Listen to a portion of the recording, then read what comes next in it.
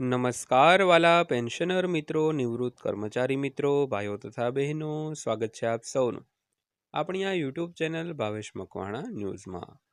તો પેન્શનર મિત્રો, આજના વિડીયોની અંદર આપણે વાત કરવાના છીએ 71 વર્ષથી ઉપરના તમામ પેન્શનરોને માસિક તબીબી ભથ્થામાં આજરોજ તારીખ 11/7/2026થી મળશે આટલો વધારો। તો સરકારે અત્યારે જ કરી છે આ મોટી જાહેરાત। તો ખાસ કરીને આજના વિડીયોમાં ખાસ કરીને અંત સુધી બન્યા રહેજો, એટલે બધી જ માહિતી તમને વ્યવસ્થિત રીતે સમજાઈ જશે। અને હજી સુધી જો અમારી આ ચેનલ તમે સબસ્ક્રાઈબ ન કરી હોય તો ડેઈલી આવી જ અપડેટો મેળવવા માટે અને આવી જ માહિતીઓ મેળવવા માટે અમારી આ યુટ્યુબ ચેનલ પણ અત્યારે જ સબસ્ક્રાઈબ કરી લેજો દોસ્તો। તો શરૂ કરીએ આજનો આ વિડીયો। તો સૌથી પહેલાં વાત કરીએ તો આપ સૌનું અમારી આ યુટ્યુબ ચેનલમાં હાર્દિક સ્વાગત છે। તો આજના આ વિડીયોમાં આપણે ચર્ચા કરીશું 71 વર્ષ અને તેથી વધુ ઉંમરના પેન્શનરો માટે માસિક તબીબી ભથ્થાને લઈને સામે આવેલી મહત્વપૂર્ણ માહિતી વિશે। તો જો સરકાર દ્વારા આ અંગે સત્તાવાર જાહેરાત અથવા તો પરિપત્ર બહાર પાડવામાં આવ્યો હશે તો તેનો લાભ કોને મળશે, કેટલો વધારો થશે, ક્યારે લાગુ પડશે અને પેન્શનરોને શું કરવું પડશે તેની સંપૂર્ણ માહિતી આ વિડીયોમાં જાણીશું। તેથી આ વિડીયો ખાસ કરીને અંત સુધી જરૂર જોતા રહેજો। તો છેલ્લા ઘણા સમયથી નિવૃત્ત પેન્શનરો દ્વારા માસિક તબીબી ભથ્થામાં વધારો કરવાની માંગ કરવામાં આવી રહી હતી। તો દવાઓ, સારવાર અને હોસ્પિટલના વધતા ખર્ચને ધ્યાનમાં રાખીને વરિષ્ઠ પેન્શનરોને વધુ સહાય મળે તેવી માંગ અને અનેક સંગઠનો દ્વારા સરકાર સમક્ષ રજૂ કરવામાં આવી હતી। તો હવે જો સરકાર દ્વારા 71 વર્ષથી વધુ ઉંમરના પેન્શનરો માટે માસિક તબીબી ભથ્થામાં વધારો મંજૂર કરવામાં આવ્યો હોય તો તે હજારો વરિષ્ઠ નાગરિકો માટે રાહતરૂપ નિર્ણય બની શકે છે। તો આ નિર્ણયનો લાભ સામાન્ય રીતે તે પેન્શનરોને મળશે જેઓ નિયમો મુજબ માસિક તબીબી ભથ્થા માટે પાત્ર છે।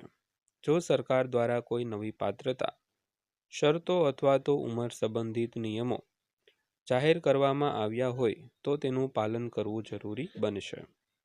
તો ઘણા પેન્શનરોના મનમાં એક પ્રશ્ન રહે છે કે શું આ વધારો આપમેળે પેન્શનમાં ઉમેરાશે કે અલગ અરજી કરવાની રહેશે? તો તેનો જવાબ સત્તાવાર પરિપત્રમાં આપવામાં આવેલી સૂચનાઓ પર આધારિત રહેશે। જો અરજી જરૂરી હશે તો સંબંધિત કચેરી અથવા તો ટ્રેઝરી તેના દ્વારા માહિતી આપવામાં આવશે। તો સોશિયલ મીડિયામાં ઘણી વખત વધારાની રકમ અંગે અલગ અલગ આંકડા વાયરલ થતા હોય છે। તેથી કોઈ પણ રકમ સાચી માનતા પહેલા સરકારનો સત્તાવાર પરિપત્ર અથવા તો અધિકૃત જાહેરાત જરૂરથી તપાસવી જોઈએ। જો વધારો મંજૂર થયો હશે તો તે કઈ તારીખથી અમલમાં આવશે, બાકી રકમ મળશે કે નહીં અને આગામી પેન્શનમાં તેનો સમાવેશ થશે કે નહીં તે પણ સત્તાવાર આદેશમાં સ્પષ્ટ કરવામાં આવશે દોસ્તો।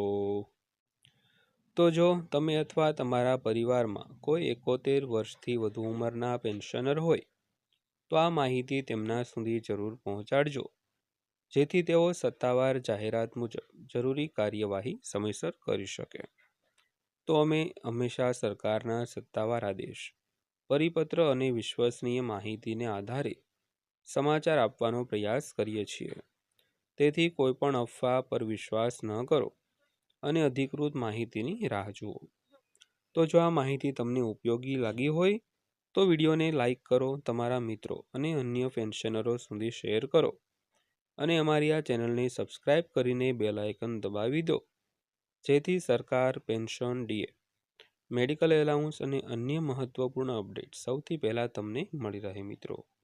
તો પેન્શનર મિત્રો, આજની આ માહિતીની વાત કરી તેમ 71 વર્ષથી વધુ ઉંમરના જે પેન્શનરો હોય તેમના માસિક તબીબી ભથ્થામાં આજથી કેટલો વધારો જાહેર થયો છે તો તેની સંપૂર્ણ વિગતવાર આજના વિડીયોમાં આપણે ચર્ચા કરી। તો આજનો આ વિડીયો તમે ખાસ કરીને અંત સુધી જોયો તે બદલ આપનો દિલથી આભાર। વિડીયો પસંદ આવ્યો હોય, માહિતી સારી લાગી હોય તો વિડીયોને એક લાઈક કરજો અને રોજે રોજ આવા જ વિડીયો જોવા માટે આપણી આ ચેનલ સબસ્ક્રાઈબ કરી લેજો. તો ફરીવાર પાછા મળીશું એક નવા વિડીયો સાથે, નવી માહિતી સાથે. ત્યાં સુધી સૌને જય હિન્દ, વંદે માતરમ.